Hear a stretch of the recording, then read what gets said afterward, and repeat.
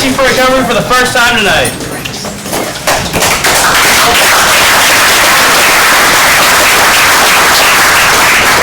Thank you for attending the Racing for Recovery Support Group meeting. We are focused on maintaining a drug-free and healthy lifestyle. Since 2001, our open forum meetings welcome parents, adolescents, recovering individuals, and anyone who supports our mission. Your suggestions, comments, or ideas are welcome to make the meeting the best they can be. The Racing for Recovery Support Group meeting is a cutting-edge alternative to what is currently offered. By combining substance users, families, friends, and the public at large, we have created an environment that is beneficial to everyone who has been affected by alcohol or drug addiction. Meeting start time is 7 p.m. Please be on time. Please turn off your cell phones or ringers to vibrate and refrain from posting on social media to show respect and courtesy to yourself and others. Please, only one person speaking at a time. Please speak loudly so that everyone can hear. Proof of attendance is gladly provided. Please turn in your paperwork prior to the meeting. You can pick it up at the end of the meeting. Honesty is required. Feel free to openly share your comments and points of views on how alcohol and drug addiction has impacted your life. This meeting is open to people of all ages and welcomes diversity, so please refrain from using excessive foul language or language that discriminates against any race, gender, religion, ethnicity, sexual orientation, or disability to maintain an atmosphere of respect and dignity for all who are present. If you see a visitor, a new member, or returning member that you haven't seen in a while, please warmly welcome them into our program. Your confidentiality is important to us. What you say here will not be discussed outside of the meeting. Please refrain from leaving the meeting while it's in progress because it is disruptive to others. Smoking or vaping should be done far away from all the entrances, and throw your trash in the garbage can. Thank you, Dustin. Thanks. Who's got the guidelines for living lifestyle recovery? Guidelines for living a lifestyle recovery.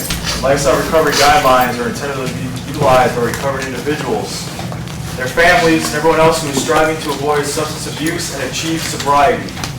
Guidelines. Number 1, recognizing that substance abuse ruins lives.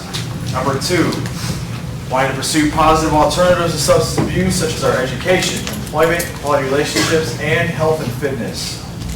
Number 3, using resources such as friends, family, teachers, and peers as a way to achieve and remain sober. Adding sports, art, or music to these resources will help us stay focused and motivated. Number 4, finding balance and working towards making it a part of our everyday life. Number 5, building self-esteem and confidence through sobriety to combat negative feelings regarding oneself. Number 6, understand that negative behaviors of isolation and self-pity lead to self-destruction. Number 7, lifting a person up is different than allowing them to continue their destructive lifestyles, either for yourself or patient with your friends and family. Number 8, learn how to help without supporting the addict's behavior, providing assistance to the recovered individual that improve their lives, not further their usage. Number 9, recognizing personal challenges and integrating them into our lifestyles as challenges to triumph over. Number 10, caring for our personal, emotional, physical, and spiritual individuality is a source we use for our sense of worth. Each person is truly magnificent. Our mission at Racing for Recovery is to prevent all forms of substance abuse by promoting a lifestyle of fitness and health for all those affected by addiction. Thanks, Jeremy. All right. Kelly? What Racing for Recovery means to me, by me. R, respect yourself enough to quit using. A, accept the challenges that lie ahead. C, commit to your recovery. I, include friends and family on your journey. N, never doubt your will to succeed. G, give yourself credit for your accomplishments. F, focus on the positive things you want in life. O, overcome your fears and keep moving forward. R, remember the reasons you're seeking sobriety. R, reach out to others to give and receive support. E, expect holes in the road, choose another road. C, care for your body, we only get one in this lifetime. O, open your heart, mind, emotions, and spirit. V, victory comes from a balanced lifestyle. E, educate yourself on all aspects of recovery. R, Racing for Recovery saves lives. And Y, you will learn that with sobriety, anything is possible. Thanks, Kelly.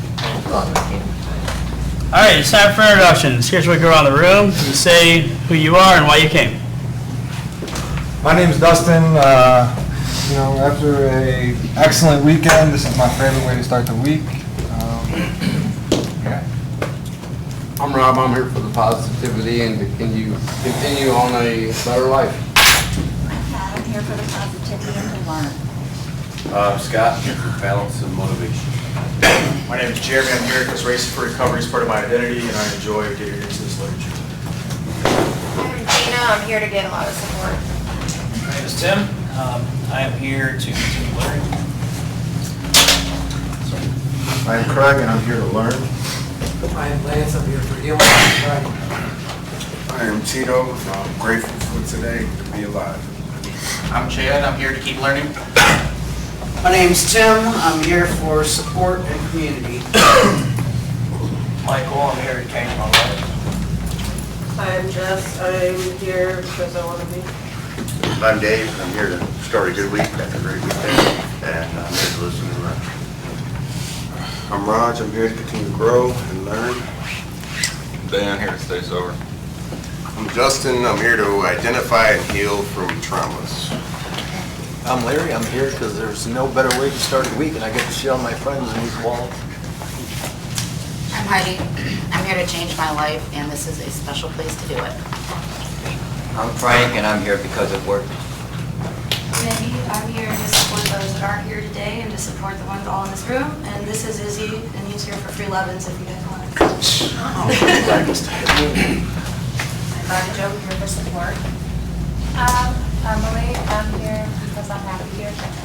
I'm Sarah, and this weekend I celebrated 60 days, but for the first time today, I actually contemplated wanting to use, so I need to be here.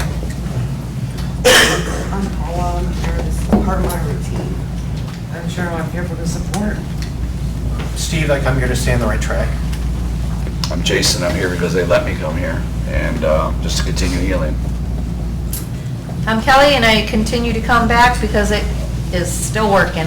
It ain't broke, don't fix it. Carl, here to learn and to heal.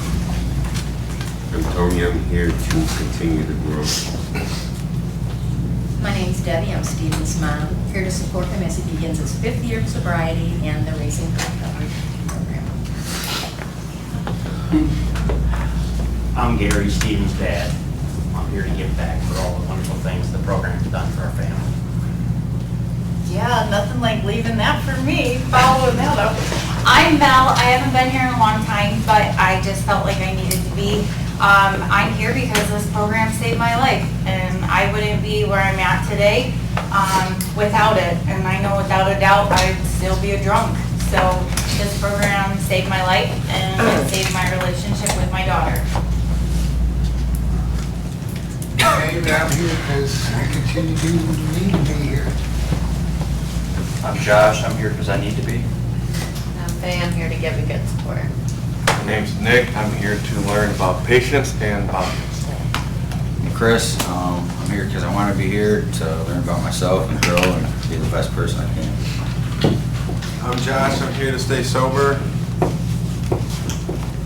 My name's Derek, and I had money and I knew right where to go, but I came here instead, and as embarrassing and humiliating as it is to admit that it's just around the corner,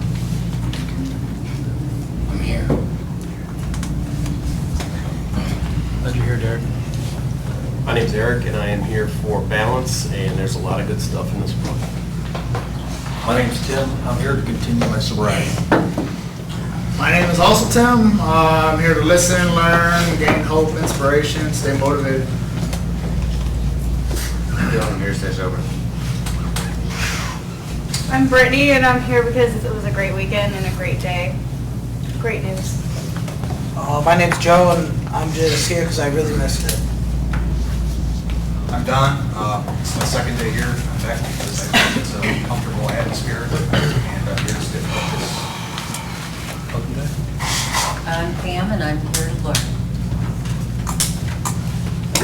I'm Jeff, and I'm here because I believe in this lifestyle, and here to learn some more great things from this book. I'm Kyle, I'm here because this is my routine, and this is where I like to be on Monday nights. I'm Heather, I'm here to stay positive. I'm Josh, I'm here to listen, remember why I'm here, so I don't get complacent.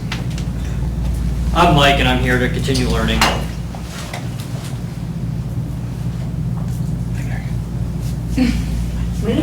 Oh, shit. Sorry. I'm Megan. I'm here to grow in my sobriety. I'm Des, and I'm here to learn balance. I'm Randall. I come to these meetings to stay humble and remember why I keep coming. I'm John. I'm here for growth and support. I'm Tiffany. I'm here to continue to grow in a positive way. I'm Sean. I'm here because these meetings are basically my daily medicine. I'm Deanna, and I'm here because this place helps me stay grounded and to study this book. I'm Keith, and I'm here to stay sober and keep my mind right. Megan, who's your little buddy? This is Zane. He turns 9 tomorrow.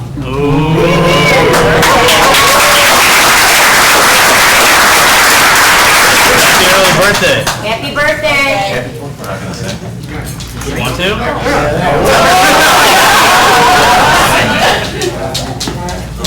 We'll listen to the guy's needs, all right? We won't sing to him. Tyler, I'm here to learn and improve my life. I'm Jeff, I'm here for hope and inspiration.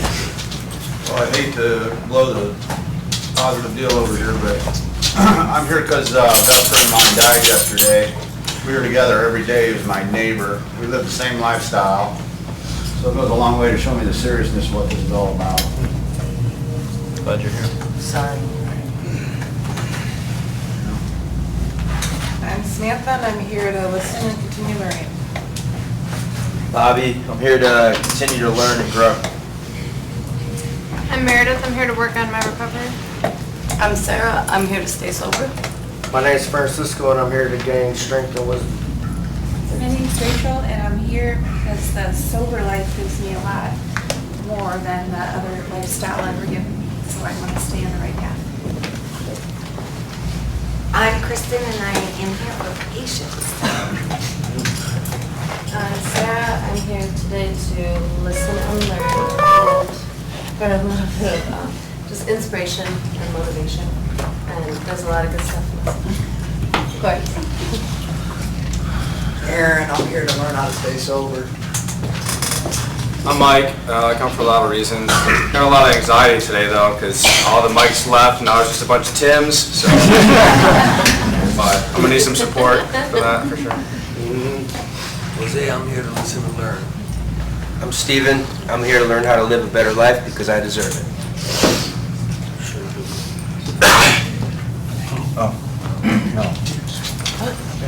Nick. You thought he was gonna dodge it. My name's Nick, and I'm here to learn how to be more punctual.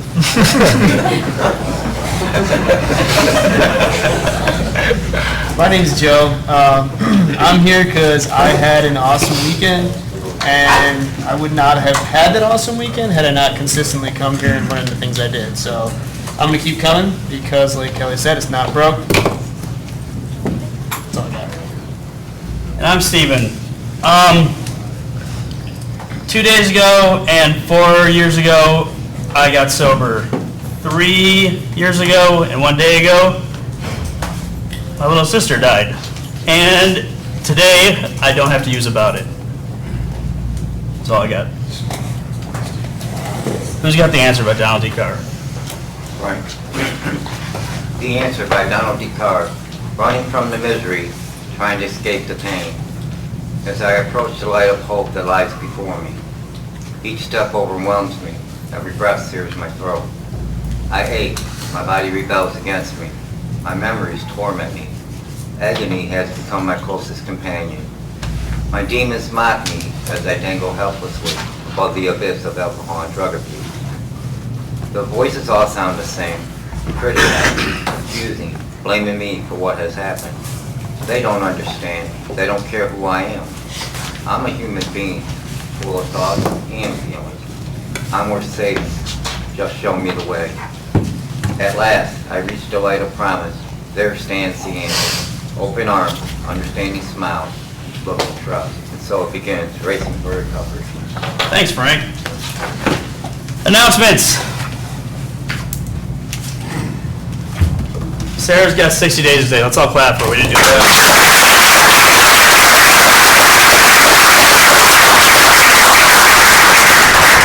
Glad you're here, Sarah.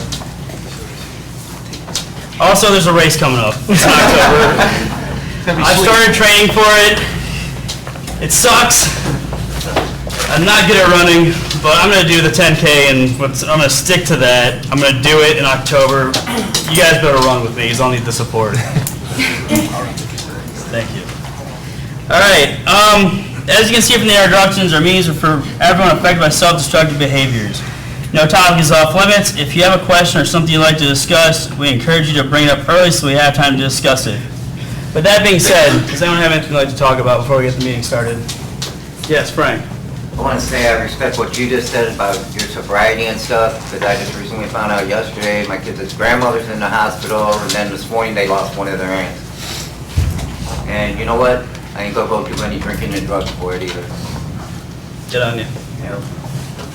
Yes, Tito. I just want to say to the brother over there, sorry for your loss as well. And I just lost a friend as well, recent. He shot himself in the head. I'm getting too used to Best friend of 20 years. So I can relate to your pain. So just keep your head up. I appreciate it, yep. Yep, keep your head up, stay positive, man. Kristen. I don't know, I didn't look ahead in the book or anything, but I know that for myself and a few of our peers, we've been kind of struggling lately with maybe having thoughts or wanting to use, and what we can do, if we can talk about or tie it in. So what we can do to prevent that, and is it normal, is it not normal, and not, like Josh said, let's not get complacent. Okay. Brittany, you had your hand up? Yeah, I had some really great news today. Okay. My test results came back for all the things that I was being tested for, and it all came back negative.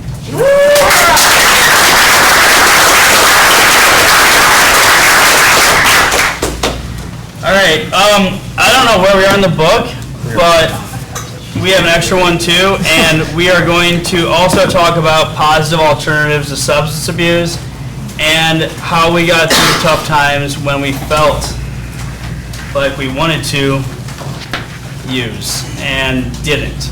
And we're going to encompass all that, but we should look in the book just to see if for some reason it might appear that we're talking about that exact thing. So we're going to check it out.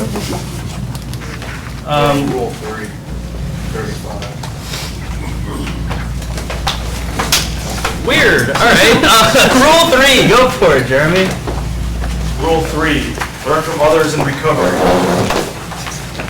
When I came into being sober, I saw people who had what I wanted. I thought, I'm going to listen to them.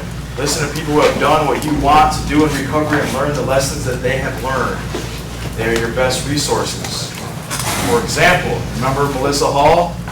She's going after her bachelor's degree now, and that inspires me to believe that one of these days I can get my PhD. It's something I've always wanted to do for years, rather than be insecure that I'm not a psychologist or psychologist. I'm looking at those people as inspirations. It's all in your perspective. So that desire comes from a healthy place as opposed to from ego or insecurity. The way I see it, if my clients are doing more, so can I. I see them achieving what they are achieving and having the courage to wade back into their life without apology, knowing that they deserve more, and that's inspiration to me. As much as I'm a teacher, I'm a student as well. I'm also learning from my clients. For instance, one of my clients is going through a divorce, something I'm dreading as a marriage struggles through hard times. But I'm watching him. I gain hope. I know it won't crush me. I've come through it wiser and stronger with a better relationship with my kids.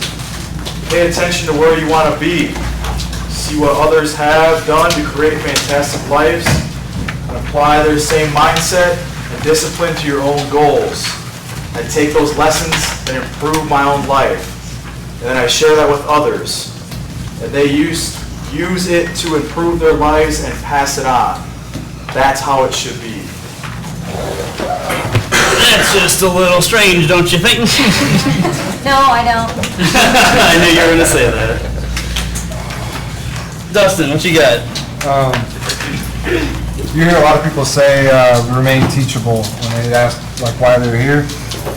And that's one thing I've always done since I've been here. I've learned from everybody that's been here. That includes the people that decide to make that bad choice and go back out there. And when they come back and they tell me, man, that was so shitty, I got locked up and it's not any better out there. So I'm sitting here like, oh, I don't want to do that again because obviously it's not getting better out there. You know, you always hear that. You always hear people say like it's only worse when you go back out again. And you know, I'm done trying that and thinking it's going to be better. I learn from people's mistakes. I learn from people's achievements. You know, and I think for me that's been huge in my recovery because I've learned from the bad and I've also tried to emulate some of the good and hang around with some of the people that I know are doing the good things when nobody's looking still. You know, because everybody's a good person when they're on camera. You know, like not everybody's gonna. You never know what somebody's doing when they're not. When they're at home. You know, but so I try to emulate people that I know are doing well or have a little bit of time and that have been through some shit. You know, you hear Steven talk like that, and that's incredible. You know, the strength in your recovery and your sobriety to be able to go through that. I went through something. I don't know, like 6 months into my recovery, I lost my grandma, and then 2 weeks later, I lost my grandpa. Like within 2 weeks, and it was at like 3 o'clock in the morning that my dad called me and told me. And I got up. I was getting up anyways, but I got up even earlier and I went to the pool. Not because I had thoughts of using, but I wanted to be around people that were doing something positive. And those people happened to be, you know, Todd Bieber, Todd Crandall, AJ, Andy Nunley was there. I think Eric was there. You know, there's a lot of people in there that were doing the right thing. And one thing I learned in here was pursue positive alternatives. I didn't want to drink. I didn't have an urge to drink, but I didn't want to even let myself sink to that level where anything like that even crossed my mind. So the first thing I did, I had a newborn son. My son was only, I don't know, like 3 weeks old maybe at the time. And I was with Jennifer. I woke up with both of them, and I woke up like, I'm going to go. And she didn't question it because she knew where I was at in my recovery and what I needed to do. But that was the positive alternative I used at that time. I used exercise and a huge amount of peer support. And I got through that. It didn't make it any easier. That pain was terrible, man. It's if anybody tells you it's easier sober, they're lying because they haven't been through it, you know. Because it's more real. And I'm so glad that I didn't drink or do anything because they were so proud of where I was at in my life at that point. And I wouldn't want to do that to myself, but even like their memory. So that kept going through my head. Like if my grandma knew I went and got drunk the day that she died, she would have rolled over in her grave and kicked my ass. You know what I mean? Like, she was happy to see where I was at, you know, so that's what I do. Thanks. Joe? To kind of go off of what Dustin and Kristen said, at least for me, I don't like to call it an urge because to me an urge is a very strong word. I would say more the thought of going and picking back up again is what I'll describe it as. I don't think that ever goes away. You know, I think we could all be sober for 30 years and that would occasionally pop up. Now, at least in my experience, I still get that from time to time. I mean, I've been coming to Racing for Recovery for a couple of years now, and I've been consistently doing the right thing for over 2 years, and those still pop into my head. And for me, it's more of when I'm doing something or I see people doing things, it's kind of like, wow, I wonder if I can still do it. You know, there's like a deep, dark voice in my head, way in the back, and he's like, you can still do this. And I'm like, no, I can't. Like, that's a terrible idea. So I just think of all the stuff that I've done in my sobriety and the things that I've experienced and actually remembered, and that's what always helps me to get through those. When I've only ever been to 2 concerts in my entire life, and they've both been while sober. Now, I've been to many, many more concerts, but I don't count those because I can't actually remember any of them. And I used to think that's how you would go enjoy things like that. You know, boat trips, fishing, whatever you want to do in the summer. You know, in my head, I had to do it while drunk. Getting sober and doing all of those things, it's exponentially better. I can't even describe it. I can't imagine going to the concert that I did on Saturday and experiencing that while drunk because it was so awesome. Top 10 experiences of my life. If I would have been drunk through that, I'd have forgotten the whole damn thing, you know? I'd have been passed out on the floor. I'd be that guy they're carting out in an ambulance. You know, who does that? Who wants to go through life like that? So anytime, and for me, it's always during the summer that those tiny little thoughts seem to creep in my head, but the longer I stay in sobriety, the longer I surround myself with good people like Dustin said and keep doing the right thing just like our friend Stephen has for 4 years now, the longer I keep doing that, the tinier and tinier that voice gets to the point where I don't even listen to it anymore because it's just a tiny little whisper of a life that I used to live years ago. With that being said, I brought that up because yesterday I was struggling.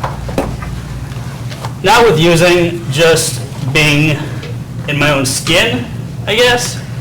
Because I have the fun and excitement of another anniversary of my rebirth day, as Todd Beaver so eloquently said, followed by a terrible day that I have to remember.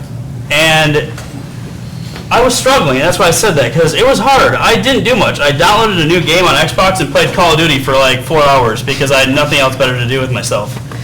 But that's probably not what I should have done, because what I felt today was all the feelings that I never tackled yesterday. So it's kind of like I pushed under a rug in a different manner. It's not about the meetings or the IOPs or anything else. It's about the time when you're alone. You have to figure out what the hell to do with yourself when you're trapped with thoughts. And that's when peers come into play. You have peer support. That's when your positive alternatives. That's when all your coping skills come into play. Like meditation. I hate coping skills. It's the worst word. It's the worst phrase. It's like so burnt in my brain from just negative. And it's about the positive alternatives. Meditation, getting some rest, eating well. Like I said a long time ago, taking care of yourself, taking yourself on a date. There's so many things you can do. And that's the important things you have to hold on to when you're feeling that way, is show yourself that you're worth it. Because you are. And that's what's important. Sean. Congratulations, Stephen. You know, this reminds me of when you and I were talking in the car that one day. You know, when Jeremy read this, the 6 words that stood out to me was, I'm going to listen to them. That's what stood out out of everything he read. Because I never listened to nobody. And my great-grandmother used to tell me, boy, you're ignorant. She used to say that all the time. And then she'd tell me, the first 5 letters of the word ignorant are ignore. You're choosing to ignore me. You hear what I say, but you choose to ignore it. Now, that doesn't mean you're stupid, that's what she'd say, but then again, it could be. That stood out to me, being older now and going through some stuff, that I would always listen to different people, I would listen to the ones that are doing the bad thing. I would listen if someone told me to go to the doctor and work on myself. And I remember going to a doctor one time, and I asked the doctor, am I insane? The doctor said, no. Tried to write me a script. I went home to her and I said, doctor said I'm not insane. She goes, you're fucking nuts.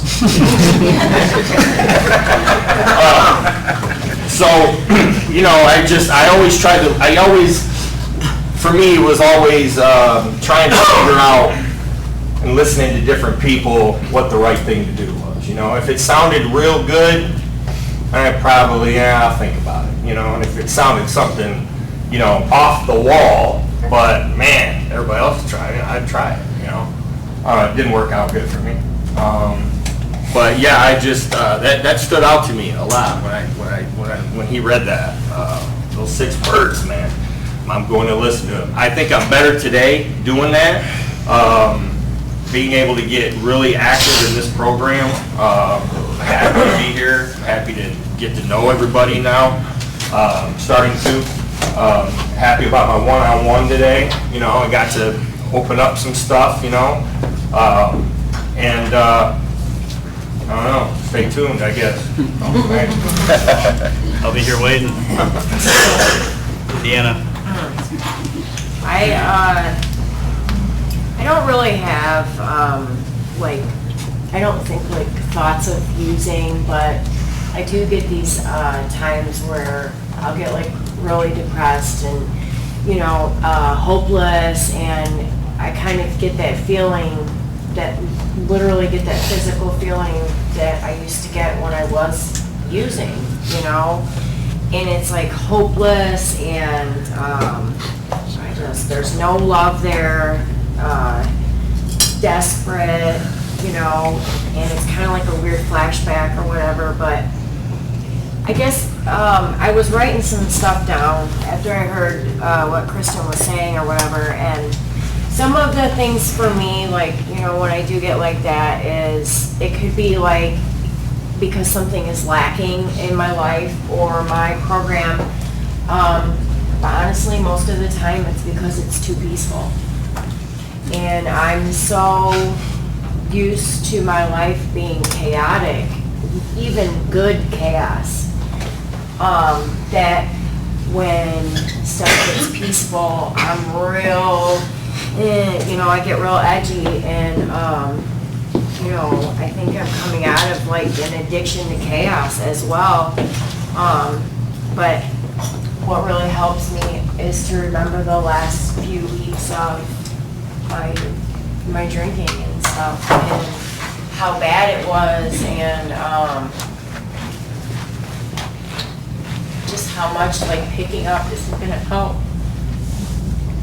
And I have to like keep that in the forefront of my mind, like, you know, the reason that I came in to get help in the first place, the reason that I walked in begging Dan to help me.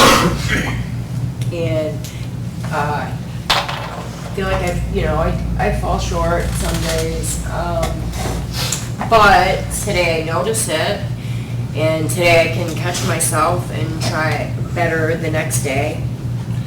And it's like, I think identifying the emotion, and trying to figure out what it is that's making me feel like that, what's going on inside me, what's going on around me, what do I need to get rid of, what do I need to add. It's very, very important, because staying sober is the most important thing in my life today. Staying sober is more important than any person, place, me, like, that has to be my number one plan, you know? But I read something like, not too long ago, and I know that they talk about it in like the rooms of AA and stuff, but for me it's all about creating a life that's so amazing, I just don't want to get high anymore. And that's like where I'm going right now. Like, things are beyond amazing for me right now. Things have fallen into place that I honestly never thought, you know, would for me. And I don't know, I get really sad when I hear about people feeling like that, especially people that I know are really amazing people. And we've been losing some lately, and that really sucks. So I just hope everybody is working on the solution and not staying in the problem. Thanks. Thanks, Jason. There's a lot going on. I want to thank Derek and Sarah for being so brutally honest. I hate addiction. I absolutely hate it. But the truth of the matter is days like that are gonna happen. And, you know, and all reality is we try every day to stay sober. We try every day to have a better life, but, you know, at 60 days, having a urge to use and not use is a fucking defeat. That's awesome. That's what I'm talking about. That's going through the fucking pain, dealing with their shit and not using drugs. That's where it's at. You know what I mean? Right now I got chills. I know what it's like to go through them days and just hold on and like just pray to God that I get through until 9 o'clock at night so I can go to bed. Because I go to bed tomorrow, I'm going to feel totally different. And Derek knows exactly what to do, because we all do. We know exactly how to go hurt ourselves. I don't know how to not hurt myself, because hurting myself was the norm every day. It hit me pretty hard. And the result of choosing to not use, or the other hand, Chalin lost one of his best buddies, and that's the reality of this. The reality of this, some are gonna die from this. Their lives are gonna end prematurely due to a bad choice and a real broken heart, hurt emotion, whatever the case may be. And then Josh saying, I come here so I don't get stagnant. I gotta keep thinking about what's my next move. What am I gonna do to stay in my lane to work on Jason? What am I gonna do to keep my nose out of someone else's business, someone else's stuff, and focus on Jason? You know, that's hard to do, you know? But when I do it, I reap the rewards. When I stay in my own lane, I focus on my life, what's going on with me, try to be as nice as I can, because sometimes I'm mean. I don't mean to be, but sometimes it does come out. It's one of my character defects. I don't know, it was very powerful because the norm is to use, the norm is to feel hurt. All those emotions bum rush just like a waterfall, and the only way to escape that is to elude reality. And to fight through that, that's why I keep coming here.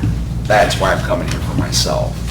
I don't want to be the one that doesn't get to raise my kids because I made a bad choice and I'm dead. I love it. Thank you. That made my day, man. Made my day. Thank you, Jason. Dave. So kind of on that subject of racial choices, you know, I was sober for 7 years in another program, you know, and it was total misery, you know. There were thoughts of using all the time, and you know, you're holding on by fingernails, and, you know, what they tell you to do is read the book, you know. And really the difference, you know, of coming here is the fact is that we do have those choices. I mean, our mind plays tricks on us, mine does. It tells me it's okay, you know.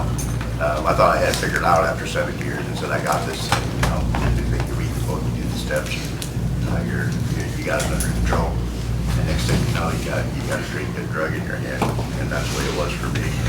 And then it was a year of misery. So coming here, you know, people genuinely care. So when you're down or having a bad day, you know, you can talk about it, and these meetings are a big part of that. You know, you're able to share that. But my mind would tell me that it's okay, you know, that just try to remember the good part of you, not the train wrecks, you know, because they were all train wrecks eventually.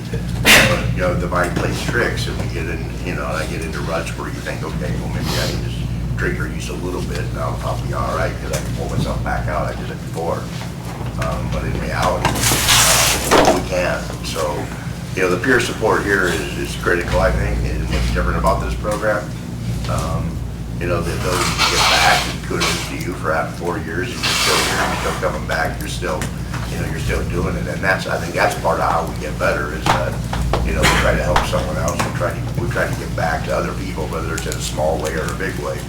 So whether you're actually working at racing, you know, you're helping someone, and that keeps you sober. So by reaching out to people, that's important. But you know, the thoughts of using don't go away. You know, it didn't after 7 years. It didn't when I have to after 6 months of being in this program. But I knew before that I needed something different, and I wanted this program that bad that I just showed up one day and said, here I am, after talking to Dan for 10 days. You have to really want it, you have to remember why you're here, and then reach out to other people and know that that's a positive choice that you're making in your life, because it's easy to get into that trap. I mean, our mind is a dangerous place, certainly mine is anyway. And, I think that's what's important, is we gotta remember that, our best thing got us in some wonderful things. Mine certainly did. So, knowing that thinking needs to be supported by others. And I remember early on getting sober is that, you're on that peaking cloud, and what you want to do is you want to talk, and you got it all figured out, right? You're on a big high. And what I learned is really what's important is that you're actually able to listen. You have to listen to these stories, and you hear these bits of motivation, enthusiasm. That's how I get better. And that's one of the reasons I don't speak often, but when I speak, it's the fact that something moves you in these meetings. When people say moves you, and I think that's how I stay sober, is the fact that you hear those things. And I always say I'm here to listen and learn, and that's not just a phrase. It's truly what it is. If you're here to listen and learn, you're going to learn something. So sometimes shutting my yapper is better than better than not. But in this case, I hear a lot of very positive things, and I know now after having a number of months and being here a number of months, that this program works, and we have those choices, and then we reach out to people. Like you said, it's one of the dangers when you isolate yourself behind something, that your mind starts to tell you that life is great and it'll be okay if you decide you're in good mood. So, with that, I'm glad to be here racing, and I think making these choices is what's allowed us to stay sober. Jeremy. So the obsession and compulsive urge to use has been lifted from me, but I think it's still inevitable that I have using thoughts sometimes, or that compulsion might linger back in, and that's usually based on a peculiar situation. So since that obsession has been lifted, why are these thoughts creeping back in? That's the first thing I need to look at. There's usually some type of external circumstance. Secondly, I need to play that narrative all the way through. Like, I'll romance that narrative when I'm smoking crack again. But where has that gotten me? So if I start to digest that narrative a little bit and interpret it, it usually leads me to more felonies or minor heart attacks. And when I start thinking of stuff like that, that narrative sounds a little bit less and less romantic. Deanna said it well. Like, I remember how bad I wanted to get in this place. So I need to know how bad I don't want to lose it too. So when those using thoughts come, and I had a pretty bad one a couple weeks ago, I need to remember what was causing me to think that using is a good idea. I need to take a hit of crack like I need a shotgun blast to the face. Do it. I think it's factual that observing others' success kind of has the same effect on your brain. So what I try to do is see people that have what I want. Like those guys sit up at that table, or there's a few people that probably don't even know I watch them, but that helps me. That cadence of others, I brought up before, helps me stay sober, because if I can mimic but make it my own, I have a better chance, because I was never good at figuring out by myself. I couldn't over-intellectualize sobriety. So I need to watch how others do it, take notes, and then do it my own way. That's how I learn from it. I think that's extremely important in sobriety, and that's kind of how I've managed to acquire these 4 months that I have now. That's all I have. I completely agree with you. I remember sitting at the old church, and there were a bunch of people wearing shirts that said 1,000 on them, 1,000 days, and that right there was something I wanted. I wanted not the shirts, I wanted to have 1,000 days, and then I wanted more days, and then I became obsessed getting more and more time under my belt, because I see the people ahead of me get it, and their lives just improve so much. But it's not the fact that their lives just keep improving, it's that they keep making their lives better. And by doing that, they get through the stuff that sucks. all that shit that you just gotta get through, and at the end of it, you just feel so good about getting through it. I think it's like, the basis of this program is because some guy got sober and started doing Ironman competitions, and his name's Todd. And he gets through this enduring race, and at the end of it, he has this overwhelming feeling of emotion and just gratitude that he got through it.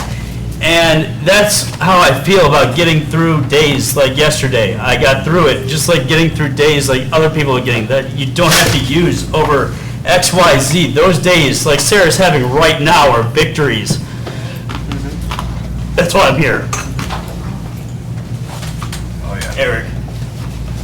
Kelly often says that there's never a coincidence of what we read in this book and how it applies in here and how it comes around. But for Dustin, it blew my mind a little bit when you talked about that day that you chose to talk about. I remember that morning when we left for swimming, and it blew my mind that you were still going to go swimming after just learning that. And if you remember, which you probably do, about 2 weeks later, that same thing happened to me. And the first thing, and I think it was because of knowing you and how many similarities we'd had in our struggles, but when I was trying to figure out what to do, the first thing I thought, it's just the ripple effect's amazing, because we talk about learning from others. The first thing I thought about was you going swimming that day, and that I needed to stick to my routine and do what I did, because that was a prime time example of when I would have used it, an excuse to go drink, would have been that day. And I didn't, because I knew that, with our similarities, you got through it that way, and I could get through it that way. And not only did it go just fine, every time I hit a roadblock or, one of life's hardships, I'll think of that when I wonder what to do, or how important it is that I keep doing the things that got me sober. So, it just amazed me that you said that. Thanks, sir. Mel. Steven, I'm so glad I'm here, and I am so glad I get to see you. I'm so proud of you, even though I give you some stuff about being a cat dad. But I love you, and I think that you can be so vulnerable and so open and put yourself out there, and just how much that shows other people that we can get there. So thank you for being just so transparent. I love that. I haven't been here in a while, so I'll keep it short and simple, but one of our peers told me once, and I wrote it in my book, when I am honest, I can be trustworthy. When I'm honest, I can be credible. And Chris Jones said that to me, and I maybe had a few weekends sober, how we say around here, and it's the truth. And it reminds me why I started this journey and watched what other people did. And I just think about how when I wake up in the morning, before my feet even hit the floor, my attitude for that day is going to dictate what happens in my day. And if I start off negative and crappy, then that's how my day is going to go. So you have to flip the script.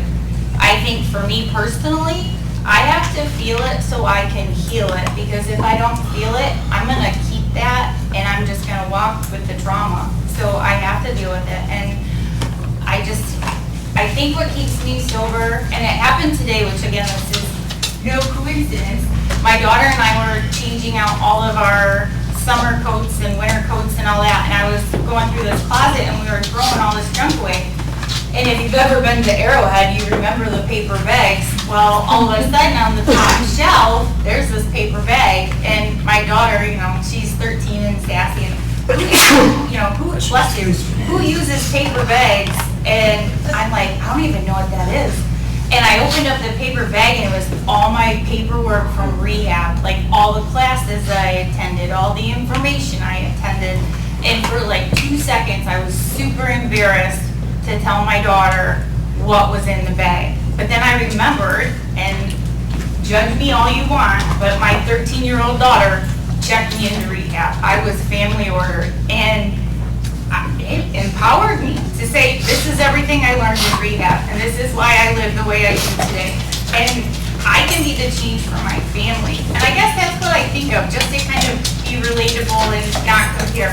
That's what I think of when those bad thoughts come and those shitty days come, that I'm so sorry that my friends are experiencing. But I know that if I pick up, one drink will damage me.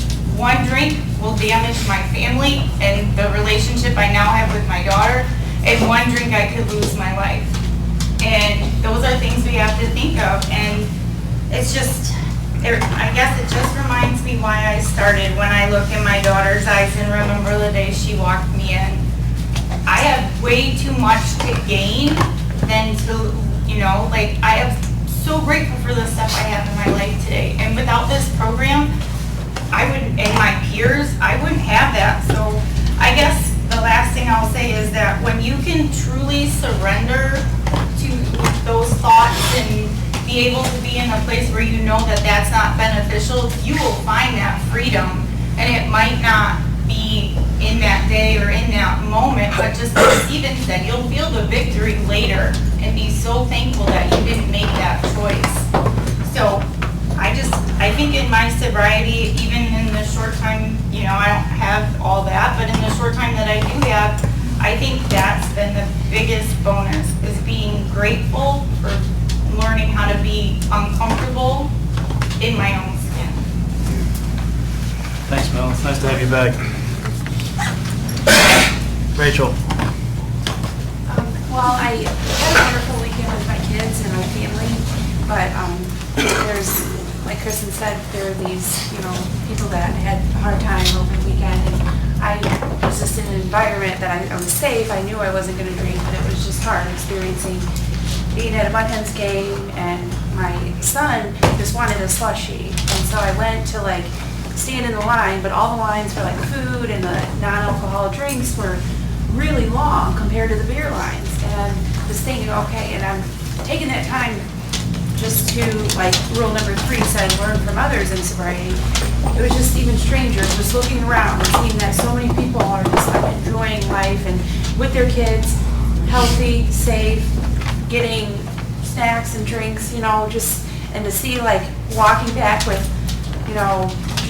an extra hand and not 2 beers. I had a slushie, something for my son to enjoy and eat, and I got to see the excitement on their faces and all these other people just, enjoying what really life is all about. So, I think, Kristen for listening to all that, and I was in a healthy environment, but it was just tough thinking about, how I used to go about my life and those times that I missed seeing my kids enjoy what we were doing or whatever.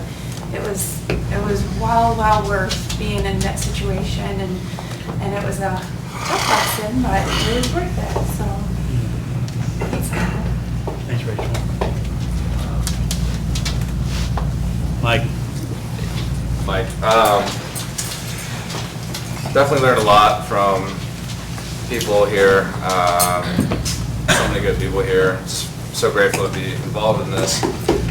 And I was coming home today. I was pulling in. I was with a buddy, and we were just talking about what a gift it is to be a part of racing, and where it's going, and how excited we are, how grateful. And I was like, dude, it's like I was in the ocean, just kind of floating around, drowning, spitting out water. It's hopeless, and then I see this giant life raft with a bunch of people on it, working out, eating kale, And I'm like, what are these guys doing out here in the middle of the ocean, And what's this all about? And I swim over, and then I just get welcomed in, and just feed me kale, and let me run in the treadmill, and come to these meetings and meet all these people, and it's just man. What a gift, just to be given that freely. Nothing's been asked of me.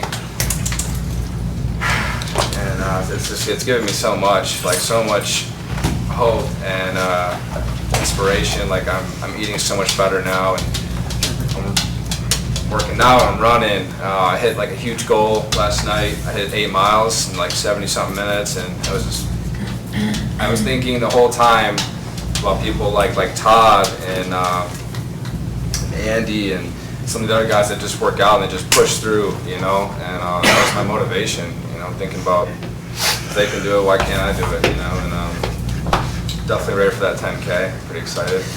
I'm just happy, man, I'm just so happy, and I have gone through a lot these last couple of weeks. People that know me pretty well definitely know that I have been very down at some moments here in these last couple of weeks, and I'm still clean, man. I'm still trucking, and I'm not going to give up, and I'm just going to keep utilizing people and just stay on the raft. Eat more calories. Eat more calories. Thanks, Mike. Megan. So, when I came into sobriety almost 14 months ago, something I was told was like, life's gonna happen. And how you handle it is what's gonna, you know, your future's gonna be determined by how you handle it. So, being in sober living for such a long period of time, I watched people make decisions and make choices based off of learning new, you know, something new about something. So today I found out some stuff, and it really overwhelmed me because I don't know what to like do with the information that I found out, because it's health-wise and stuff, so it's just overwhelming, the whole thing is.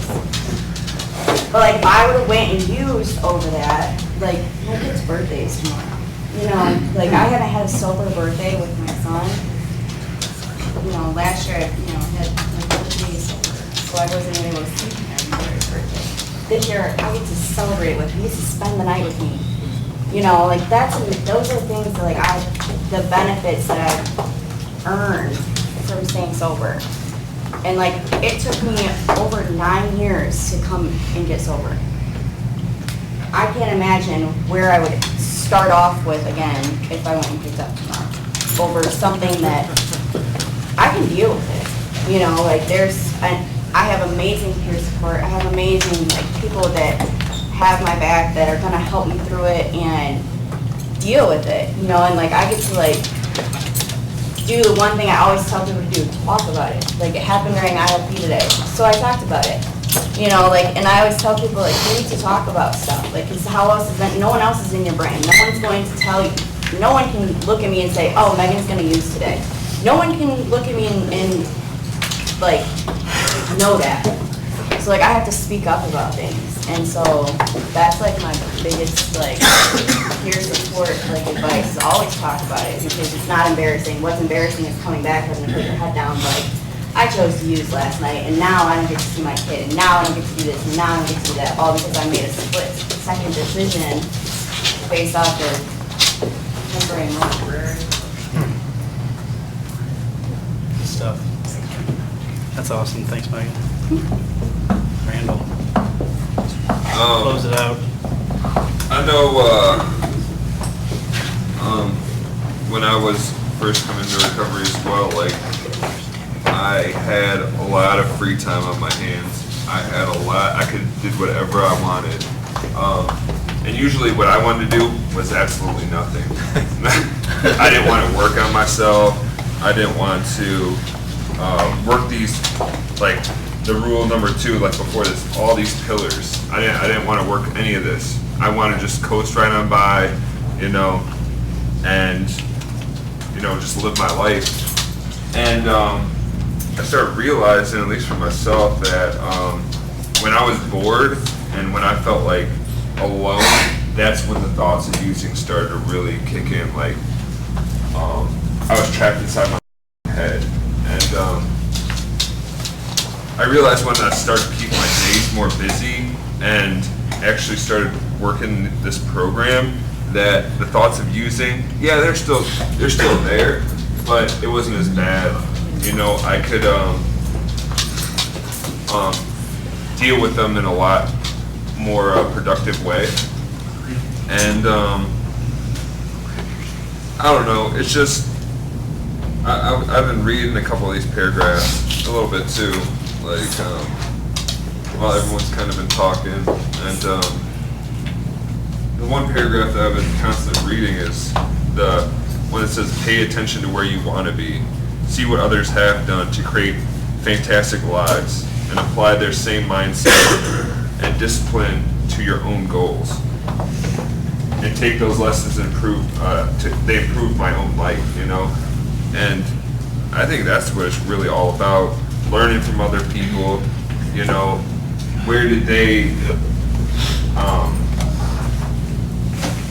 not mess up, but, you know, took a bump in the road, and, you know, I can learn from that and improve it into my own life. And I'm constantly taking stuff in and seeing what helps other people, and